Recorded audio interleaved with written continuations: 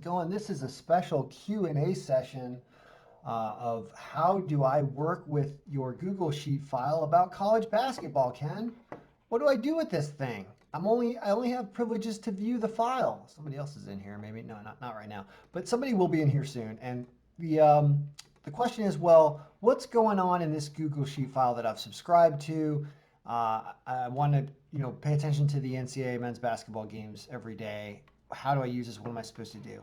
Well, the answer is, and also this isn't the exact file that I'm seeing in the video. I'm seeing this file in the video where you're doing all kinds of crazy things with different games and you're updating things. And this is the thing that I have access to with just the day's game. So what's going on? The answer is, this is a snapshot in time of what the games are supposed to be, or which team it thinks is going to win the games.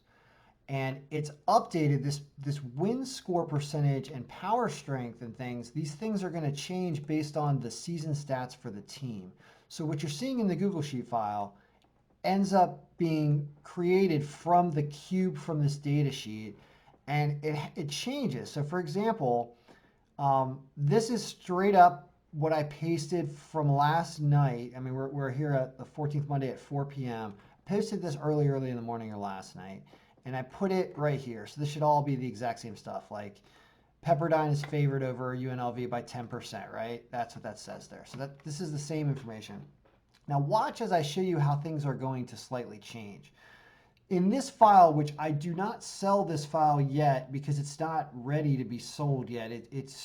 I'm creating ways to do projected scores. I'm figuring out how to get all the stats in. This is still in its infancy. I'm using player stats and injury reports. The first year I've done this, so I'm not ready to sell this yet, and it's not ready to get toyed with yet because it's just not ready yet. I probably will do that in the future. As for now, I don't know what to tell you. I'm just not selling it yet. I'm selling the export that shows what the snapshot of today's games at a certain point in time is. Let me show you how we're going to create that. So this is a data query here that's pulling statistics, scraping it off the web. And when you refresh this, they do this every day. I think they do it earlier in the morning, though. These things just changed. All of the states and schools and stuff's just changed. This information is fed into this standing sheet, okay? Now, this standing sheet is kind of complicated. This thing was built off of a model I did to predict the March Madness games, the basketball tournament games, and looking at historical stats and stuff and figuring out a distribution of different stats here and then combining them into a formula that creates this power percentage for each team so that we end up seeing teams that we think are the most powerful teams. Like we think it's Iowa, St. Louis, Arkansas, NC State, stuff like this. So it's looking at all these stats over here. So I don't have this in the Google Sheet yet. Eventually you'll be able to buy this, but not yet. So this part just updated based on what the season stats actually were. So these percentages just changed. So things in the cube haven't moved yet, but let's pay attention to just this Pepperdine UNLV game for a second. We'll see if it changes. Now, I have a simulator that grabs all the games and the lines from RotoWire, but you have to paste them in one at a time. It had 10 games in the sheet. This is where the formula would have changed. So we're going to copy this information.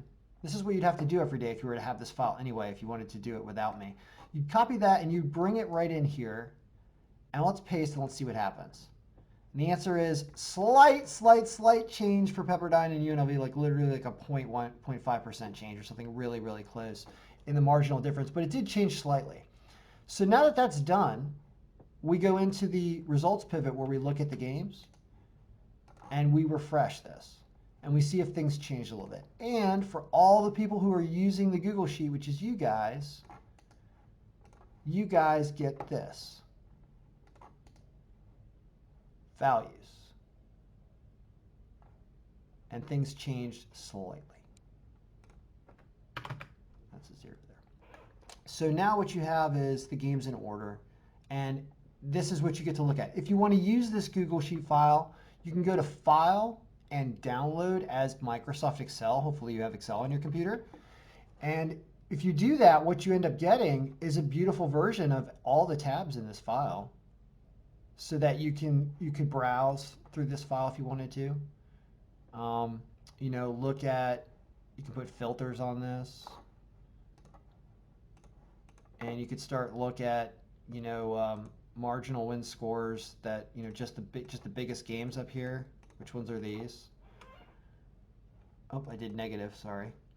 Let's do just the largest ones. How about these? See, these are the teams that have the largest marginal win percentage, right? And they all have really bad lines, except for UNLV. But that's probably because they are away or home. This isn't really a good way to look at the Google Sheets version. Um, Looking at this is just best looking at it by time, one by one. I mean, that's kind of what the beauty of this view is that you just get to see the time of the game and who's home and everything.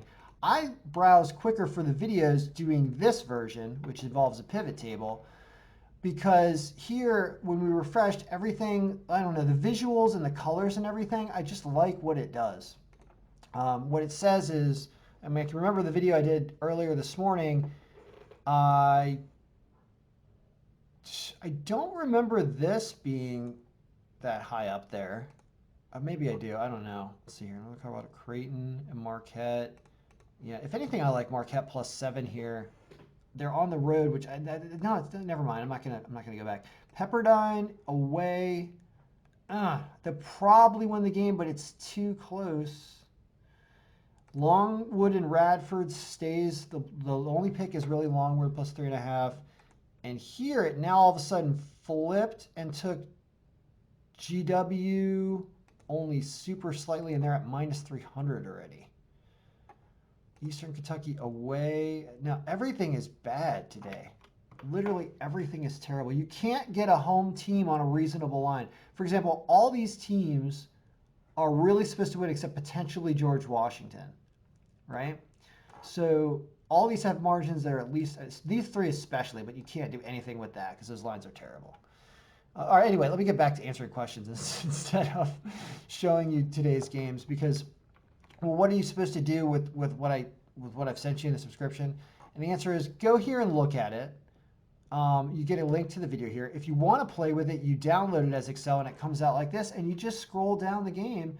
And the only way that you can tell that this is a decent game to take Longwood +3.5 is that the colors are kind of yellow here. The darker shade means worse. So that means that Radford's worse in a lot more categories here, including line. Slightly better for Longwood, but the line is very reasonable. All these lines are terrible for anything else you'd want to take, right? -2,500, -1,000. This game's too close. The line, if anything, you take William and Mary +6.5, but our projected scores don't totally work yet. They don't totally work yet because I haven't incorporated all the things I'm going to do with the player stats and all the things I'm going to do with the formula that's going to be creating that, which is in here. There's a formula in here that is looking to figure out how to do the stats. I haven't spent enough time to try to craft it to work exactly with the scores yet because of this stuff.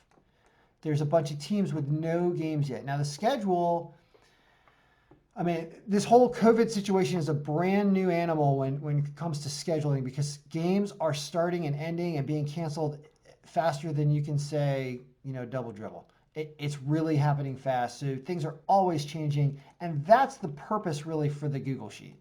The Google Sheet is here so that whenever I do get updates, I can just paste them here and we can have a way to track changes and see, current comments. And I can just adjust them in one place for everybody. If I started sending out the main Excel file here that has everything in it, and I do adjustments to it, I have to send out that version to everybody or you're working with inaccurate information. That's the other reason I don't sell this yet. So I guess for those of you who are asking me specific questions about this file and getting the inside knowledge on the quickest information about the games as this thing gets updated or owning a copy for yourself, if you're so inclined to program and figure out how this is comprised, I have no problem you doing whatever you want to with it. This is all just information that exists in the ether and we can just organize it however we want to. That's why I love doing this and sending out these files for all types of different applications for people. So we'll get this out eventually. If you want to follow up, obviously, aggressively on what to do with this, just do it by email, and I'll get back to you. Is there anything else we want to talk about? As well as team names, I've been screwing up team names, fixing that. It's really a huge endeavor. You know how many player stats there are in here? There's 4,123 players, and they keep adding by hundreds every couple days because teams that haven't played games start playing and those players come in and out. Um, Injury report is how long? 330. It's like a football team here, football list. So, all right, that's the rundown of basically everything that's going on in this file, um, which you can't buy yet. So there you go. You can buy a small $19 subscription or whatever to this one so that you can just snap and look at the games. And I said, for example, this is only pick of the day is Longwood plus 3.5, right? I'd take them all the way down to +3 because the projected score actually likes them to win for some reason. And let me get back to the projected score thing, how we're going to do that. Right here, right now I'm looking at player stats. I'm looking at a toggler number, which is this thing, this 37.1. Try to bring that down. Let's bring that down. Let's bring it down to 35 and see what happens with the scores. That's going to change the scores automatically right here. So when you go to the results pivot where I have this projected score, watch them slightly change in these two columns right here. And it didn't change. Fantastic. Why wouldn't it change? I thought the toggler is supposed to change the number. Let's try it again. No? See how I'm still working on this? Toggler is this. Where's the toggler? Toggler is a named range. When there's a word up in here with an underscore, it means I've named a range. And the answer is the toggler's right here. The toggler's not in the daily simulator. We can get rid of that. We can get rid of this completely, can't we? This is old toggler. I don't think we need that. The real toggler was on the other sheet, right? It was right here. So let's make that 35 and then refresh. Like I said, these two columns right here, watch them go down. Yep. So it's universal movement, and I'm eventually going to figure out, because we can go back in previous weeks and say, well, what happened in these games on the 13th? What was the actual score versus the projected score? This is the work that is involved in doing this. So I had something screwed up here, but if we bring the toggler down to 33 and refresh, you can see that all of a sudden the score starts to get closer, right? Now, I don't know if I just have a toggler that's way too high, which is possible, but there was a reason why I was setting it there. As more stats come in, it's probably going to change. Fresh, what does that do? It brings it down even further. But is that looking better? I don't know. But what does that do for today? It changes the scores here. So that game about Longwood and Radford all of a sudden becomes 55-52 at that lower toggler level as opposed to when this was at the 37 or whatever. It was at, I know I'm going fast, but whatever.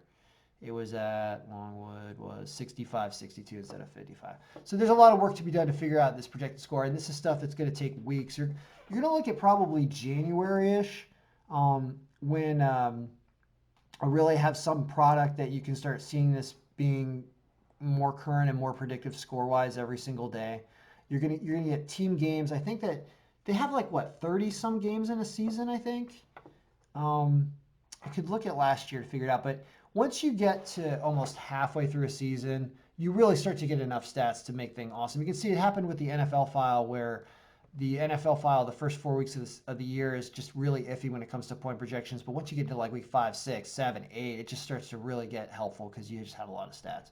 So, all right, I know 13 minutes, but for those of you asking questions, also still watching this, people about betting, about the round robins, asking me what to do about that. I will do a video on how to make educated round robin picks. I have a file that calculates round robins and gives you options, but I need to do work on that file also. So that will be the next thing I talk about probably later in the week and show you how to do things. As for today, you're only supposed to do one thing. Longwood plus 3.5. That's right, one thing. If you were to throw everybody on a parlay here on the home teams, your money line, they all basically suck. And George Washington probably accidentally blows this game because they only have an 8% power. And Colorado State maybe blows this game. This is a weird one. You get 15.5 points with Northern Arizona. Why? Because there's no stats. Sorry, there's no games for Colorado State. So don't pay attention to that. That's why this is here. That's why the only game to play is Longwood. Even though they're on the road, and I hate giving you picks on the road, but if you're going to get points with them on the road and they're favored by marginal percentage, by 10%, how can you not take that? It's the only thing bettable on this list. So, all right, guys, good luck, everybody.